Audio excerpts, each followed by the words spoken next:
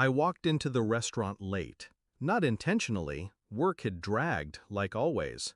But when I pushed the door open, the laughter stopped for half a second, then picked back up again. The table was littered with empty plates. The celebration was already over. I hadn't been late for them, I'd been late for me. My mother didn't hug me. She didn't even stand. She slid a folded piece of paper across the table like a dealer sliding cards. "Here's the bill," she said. I opened it. $1,500. My chest tightened, but I didn't speak. My sister leaned back in her chair, smirking. "You're our ATM, aren't you?" The table erupted in laughter. Even my father chuckled. I didn't laugh. I tore the bill in half, slowly, deliberately. Their laughter died. I turned and walked out. I didn't look back. I drove home in silence, gripping the wheel until my hands shook.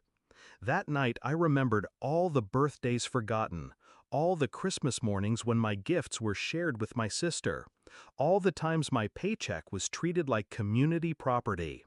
Love had never been unconditional in that house. It had been transactional, and I was done paying. 3 months passed. I ignored their calls, their guilt texts. I thought I was free. Then the bank called. "Sir, there's an issue with your loan application." Loan? I hadn't applied for one. The representative explained a joint account, one I didn't even remember existed, had been used to secure a line of credit. My parents' names, my sister's, and mine. They'd signed my name. I remember sitting there, phone pressed to my ear, pulse pounding. Betrayal has a sound. It's the silence after confirmation. They had taken out a $50,000 loan, using me as collateral, and they thought I'd never find out. I didn't scream. I didn't confront. I planned. Step 1, I called the bank. Calmly, professionally. I explained the forgery, provided samples of my signature, filed the fraud claim. They froze the account. Investigation launched.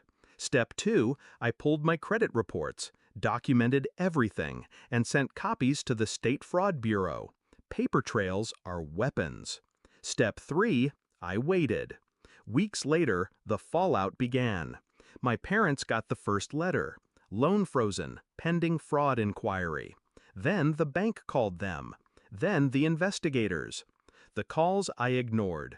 The messages I saved. The tone changed. First annoyance, then panic, then desperation. Finally, they showed up at my door. My mother's voice trembled. "Why would you do this to us? We're family." I let them stand in the doorway while I leaned against the frame, calm as stone. "You forged my signature. You tried to steal from me." My father shifted, his jaw tight. "It was just to help the family. We thought you'd understand." My sister cut in, arms crossed, venom in her eyes. "You've always had more. You owe us. We deserved it." That was the moment I smiled. Just slightly. Because it was over. I let silence stretch until it hurt. Then I said the words that gutted them.